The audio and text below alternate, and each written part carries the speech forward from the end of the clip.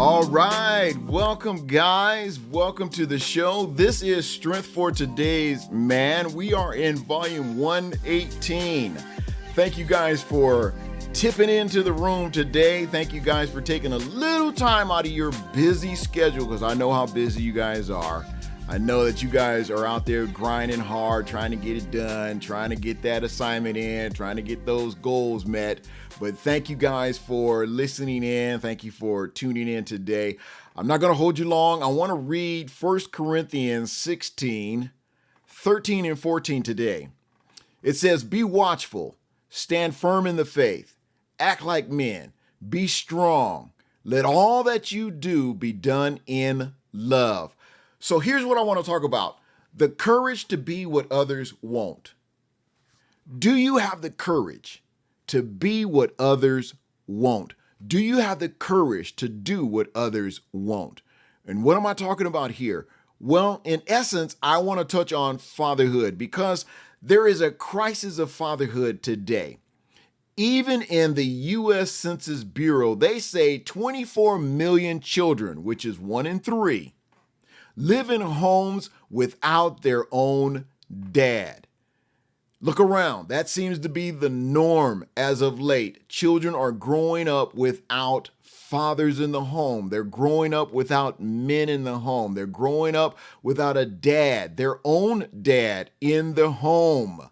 I know this very well. I can testify to this. Not me personally, far as my dad is concerned, because we grew up with our dad in the home. My children grew up with me in their home. Now, as a single dad, but yet they still had their dad in their life. That was one thing. Even though my marriages didn't work out, yeah, you heard the plural, even though it didn't work out then, I was able to be in their lives. I was able to be a strong, visible man in their life. They say that children with dads involved in their lives are more successful. They're more confident. They're more sociable. And they're less likely to have a list of adolescent problems. I can't agree with that totally, 100%. Because I know of some homes, and most of you can agree with me on this. There are some homes to where children do not have their fathers in their lives, in the homes with them. And they are successful. They are confident. And they are sociable. And they don't have a long list of adolescent problems. You know why? Because the mom stepped up. And with that, her parents helped. The grandparents were there to help. You know that saying, it takes a village to raise a child? Well, that village stepped up. So it's not 100% to where a child that hath a father in the home are more successful, are more sociable, are more confident. Well, that can be debated, because I know children today that are successful, that are sociable, that are confident, did not have their father in the home. Now, granted, it might be a higher ratio because the dad is in the home, but I know some dads that really don't contribute to their children's success. They don't contribute to their child's confidence. They don't even contribute to their child's sociability. And I know children that have some adolescent issues and their dads are in the house. Now, go figure. Clearly, dads play a very important role. They play a large role in the success of their children. This is why I promote men and women raising children together, because it's balance. Women, women, men, men. That's not an equal balance. There has to be a balance. There has to be a feminine balance. There has to be a male balance. That's the way God created it to be. That balance in the home. There's something that they can get from the mom, and there's something that they can get from the dad. Now, if there's 2 moms in the house, what kind of balance are they getting? It's both feminine. If there's 2 men in the house, what kind of balance are they getting? It's 2 men. I don't care how feminine the man is. You're not going to get what a real feminine woman can give that child in the home. Now, that's a podcast for a different show. I'm talking about fathers today, and I'm talking about how important it is for the man to step up in that child's life. These truths not only apply to biological fathers, but men who are willing to step up and be spiritual fathers in that child's life as well. This verse, 1 Corinthians 16, 13 and 14, includes 4 descriptions of a godly man. You know what they are? The first one is he's alert. The second one, he stands firm in the faith. The third one is he is strong in his courage. And the fourth one is he's loving. When I married my wife and I stepped into her daughter's lives as the stepdad, I don't look at myself as the stepdad. I look at it as I am their dad as well. Now, they have a biological father, but being that they were in the home with me, I was the dad of the home. I was the dad of the house, and I treated them just like I treated my biological children. I did not sway in my faith. I did not sway in my courage. I did not sway in the man that I was. I did not sway in my beliefs. I came in a man of God. I came in a man of faith, and that's what I stood on. That's what they saw, and that's what they see. And they'll tell you today, Pops does not compromise his walk. I will not. I will not step down on what I believe to be right in raising children to be godly and raising children in the nurture of God, raising children by the word of God. Now, I'm not strict. I'm not overbearing. I'm not stiff-necked. I like to have fun. I like to have a good time. However, when it comes to the word of God, when it comes to living a life of faith, that's something that I stand on firmly, to know that they can live a life of God. They can live a life of faith and have a successful life in doing that. Men, today, you need to step up and do what others won't. Be strong in your faith.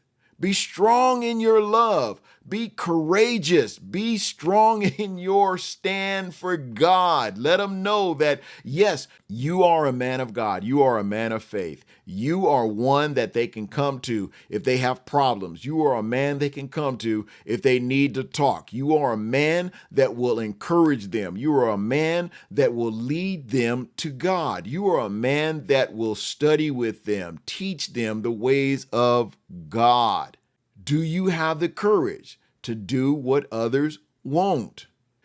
What we're talking about here in 1 Corinthians, this describes a man who is engaged and aware of what's going on in people's lives. This is a man who is careful to pass along his faith by his words and also in the way he models it to those that are around him. This is a man with a purpose who doesn't give up when tests and conflicts arise. There's going to be tests.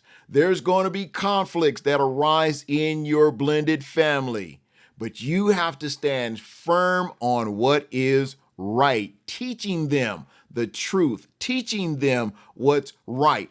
All of this is embodied in a bold love that makes him willing to put others first and treat them with respect.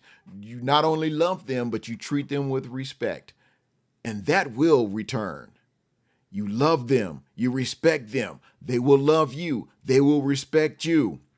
It takes courage to be a godly man. It takes courage to be a godly woman. And even more so, a godly father and a godly mother. It takes a lot of strength to stand in when people don't like you, especially if stepchildren don't like you.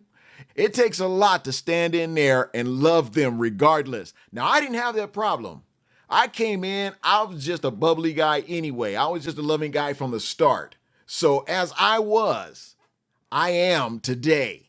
When you look at how you can be a positive role in those children's lives, whether they're biological or your stepchildren, you need to be the man to step up and be what others won't. Be a godly man. Be a man that they can look up to. Be a man that they can come and love. They might not have the love they desire to have from their own dads. You can be that dad. I'm like that in my children's lives. Even though they're my stepchildren, they're my children right on. And I love them regardless that they have a biological father. So when they come to me, they get love. I'm a touchy-feely dad. I like to hug my children. I like to hold my children. I like for them to feel the love that I have for them in my heart. It's not just words, but it's in actions. It's in my deeds. And at first, they were a little standoffish because they were not used to a man being affectionate with them. They were not used to a man showing them pure love, honest love, godly love. And now they appreciate the love that I show them. They appreciate the love that I give them. I get text messages. I love you so much. I miss you. I appreciate that. That really melts my heart when my daughters, my stepdaughters, tell me they love me, tell me they miss me. I really appreciate that. And it's because I did not back down from who I was, a man of God, a man of character, a man of faith, one that stood on his principles, one that stood on his morals. When you look at your life today, men, when you look at your life today, women, what younger men or women has God placed in your life who desperately need a spiritual father or a spiritual mother? Who can you be a spiritual father and a spiritual mother to right now? And show them what it means to be loved, and show them what real love is all about. Do you have the courage to be what others won't? Let me close with this. God, being a spiritual father is an amazing privilege. With your help, I am up for the challenge because people need me. Help me to be the man that makes a difference. And let me add this. Help me to be the woman that makes a difference. Have the courage to be what others won't. This is Strength for Today's Man, Volume 118. Thank you guys for being here with me. Thank you for subscribing to the channel. If you haven't already, subscribe. Thank you for liking the channel, and thank you for sharing it with someone else. Don't keep it to yourself. Share the wealth. I look forward to seeing you tomorrow on the next podcast. You guys be blessed.